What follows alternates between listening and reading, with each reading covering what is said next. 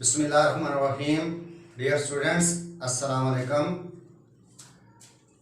Today I am going to teach you the basic tense changes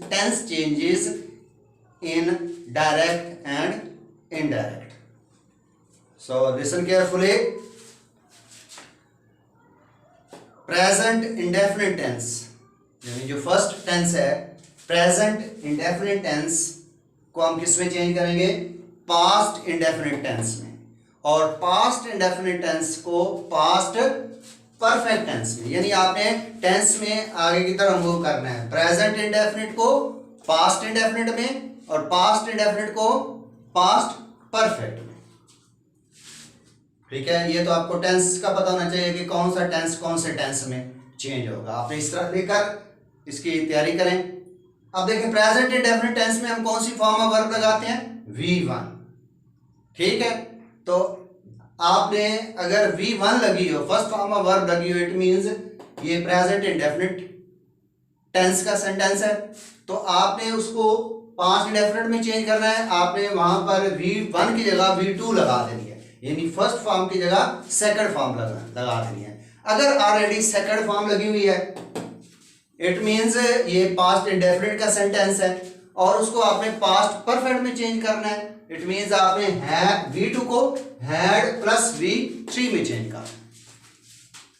okay, अगर negative sentences है, do not लगा हुआ है या डज नॉट लगा हुआ है और उसके बाद फर्स्ट फॉर्म लगी हुई है, इट मींस ये प्रेजेंट इंडेफिनिट का सेंटेंस है।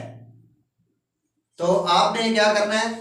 डू नॉट या डज नॉट को आपने डिड नॉट में चेंज कर देना है। और डू नॉट डज नॉट के जो हेल्पिंग वर्ब्स होते हैं इनके बाद भी V1 लगती है, और डिड नॉट के बाद भी आप V1 लगाएंगे। नेगेटिव सेंटेंसेस में यहां भी V1 लगेगी, यहां भी V1 लगेगी। सिर्फ पॉजिटिव सेंटेंसेस में इसमें V1 लगती है, इसमें V2 लगती है। अगर ऑलरेडी डिड नॉट लगाओ और V1 लगी हो, वैसे डिड नॉट के बाद V1 ही लगेगी, तो इट मींस ये पास्ट इंडेफिनिट टेंस का सेंटेंस है। तो इसको आपने पास्ट परफेक्ट में चेंज करना है। तो आपने डिड नॉट को हैड नॉट में चेंज कर देना है और V1 को V3 में। ये आपको बेसिक चेंजेस जो हैं, वर्ब चेंजेस जो हैं, ये आपको याद होनी चाहिए, तब आपका डायरेक्ट इनडायरेक्ट गलत नहीं होगा। इस तरह प्रेजेंट इंडेफिनिट से हम आगे दूसरा जो टेंस है नेक्स्ट, प्रेजेंट कंटिन्यूअस टेंस जो है। प्रेजेंट कंटिन्यूअस टेंस को हम किस में चेंज करेंगे? पास्ट कंटिन्यूअस टेंस में, और पास्ट कंटिन्यूअस टेंस को पास्ट परफेक्ट कंटिन्यूअस टेंस में चेंज करेंगे। अब प्रेजेंट कंटिन्यूअस में क्या होता है? हेल्पिंग वर्ब लगे होते हैं इज, एम, आर और फर्स्ट फॉर्म के साथ आईएनजी। ज़ाहिर है जो भी कंटिन्यूअस टेंस होगा उसमें फर्स्ट फॉर्म के साथ आईएनजी लगा होगा। तो अब आपने पास्ट कंटिन्यूअस में चेंज करना है। तो पास्ट कंटिन्यूअस में हम कौन से हेल्पिंग वर्ब लगाएंगे? वाज या वर, यानी इज, एम, आर लगा होगा तो आपने वाज या वर अकॉर्डिंग टू द सब्जेक्ट जो है वो लगाना है, और फर्स्ट फॉर्म के साथ फिर यहां भी आईएनजी लगाना है। ओके, अगर ऑलरेडी लगाओ, ऑलरेडी पास्ट कंटिन्यूअस टेंस हो, यानी वाज वर लगाओ, तो इट मींस ये पास्ट कंटिन्यूअस का सेंटेंस है। आपने उसको आगे पास्ट परफेक्ट कंटिन्यूअस में चेंज करना है। इट मींस आपने हैड बीन लगाना है, यानी वाज वर लगाओ तो आपने हैड बीन लगाना।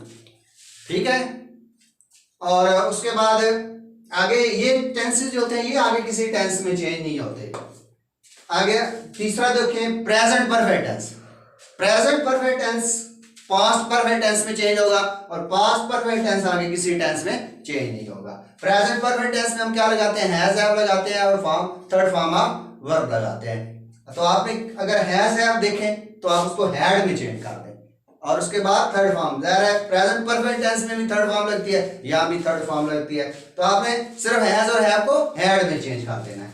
उसके बाद नेक्स्ट है फ्यूचर इंडेफिनिट। तो फ्यूचर इंडेफिनिट जितने भी फ्यूचर सिर्फ फ्यूचर इंडेफिनिट और फ्यूचर परफेक्ट के आप इनको आगे डायरेक्ट से इनडायरेक्ट में चेंज करेंगे। फ्यूचर इंडेफिनिट लगाओ, विल, शैल प्लस V1। तो विल और शैल के बाद V1 लगी होगी, तो आपने उसको वुड और V1 ही लगानी, यानी आपने विल और शैल को V1 में यानी वुड में चेंज कर देंगे।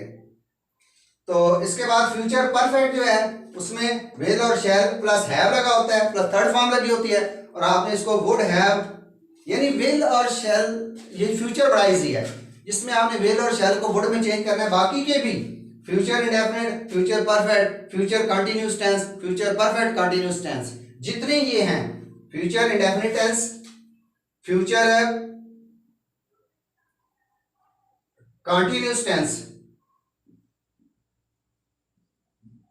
फ्यूचर कंटिन्यूअस है या फ्यूचर परफेक्ट कंटिन्यूअस है, आपने सिर्फ विल और शैल को वुड में चेंज कर देना है। विल और शैल, ये जो विल और शैल नजर आ रहे हैं इनको आपने वुड चेंज कर देना है, और आगे आपने जो फॉर्म ऑफ वर्ब है उसको चेंज नहीं करना है। वो थर्ड फॉर्म लगी हुई है तो थर्ड फॉर्म लगाएंगे, जैसे इसमें थर्ड फॉर्म लगी होगी। और इस है को फिर आप इस विल हैव, इस है को हैड में चेंज नहीं करना, सिर्फ यहाँ पर प्रेजेंट परफेक्ट में हैज और हैव को हैड में चेंज करना है। यानी फ्यूचर के जो चारों टेंसेज हैं उसमें आपने विल और शैल को वुड में चेंज कर देना है, और आगे जो उसके बाद अगर हेल्पिंग वर्ब आ रहा है या जो भी फॉर्म ऑफ वर्ब आ रही है उसको आपने चेंज नहीं करना। ये तो टेंस चेंजेस होती हैं, बेसिकली ये आपको तैयार होनी चाहिए कि कौन सा टेंस कौन से टेंस में चेंज करते हैं। लेकिन अगर कुछ बच्चे हैं उनको टेंसेज नहीं आते, उनकी पहचान नहीं होती कि ये कौन सा टेंस है, सेंटेंस को देखकर वो ये नहीं बता सकते कि ये पास्ट कंटिन्यूस टेंस है या प्रेजेंट परफेक्ट टेंस है या फ्यूचर इंडेफिनिट टेंस है, उनको यहाँ पर मुश्किल आती है। तो फिर उनके लिए एक ट्रिक्स हैं कि आपने जब डायरेक्ट से इनडायरेक्ट में चेंज करना है तो जो रिपोर्टेड स्पीच होगी, नोटेड कॉमर्स के अंदर जो सेंटेंस लिखा होगा उसका आपने वर्ब देखना है। अगर वर्ब पे नजर रखनी है, वर्ब की अगर V1 लगी हो तो आपने V2 में चेंज कर देना है, सिर्फ वर्ब को देखना है, मेन वर्ब जो होगा।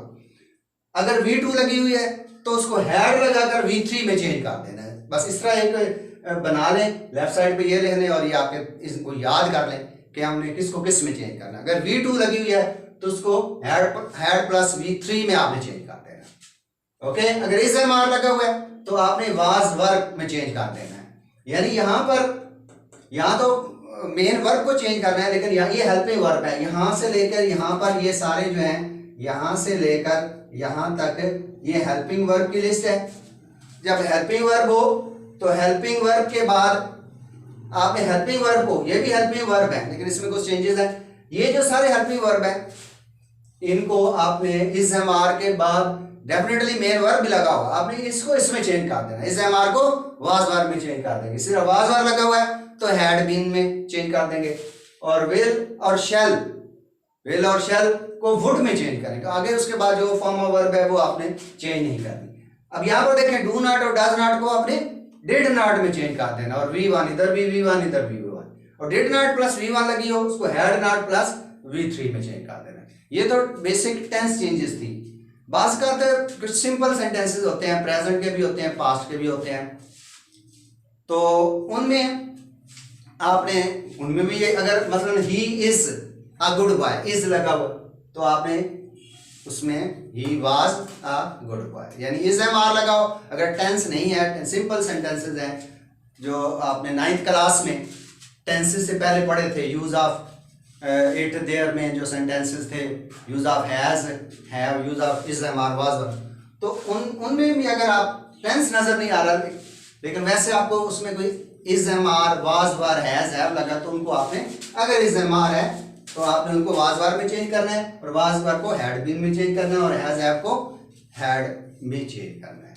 तो इस तरह आज हमने क्या सीखा है कि जो टेंस चेंजेस होती हैं, डायरेक्ट से जब इनडायरेक्ट में चेंज करते हैं तो टेंस चेंज करना होता है। अगर रिपोर्टिंग स्पीच का वर्ब पास्ट में हो, यानी वहां पर ही सेड लगा हो, तो फिर चेंजेस करनी होती हैं। ये बड़ी इंपॉर्टेंट होती हैं, ये याद करें तब आपके डायरेक्ट इनडायरेक्ट ठीक होंगे। तो इस डायरेक्ट इनडायरेक्ट की एक्सरसाइज हम नेक्स्ट वीडियो में करेंगे। तब तक अल्लाह हाफिज।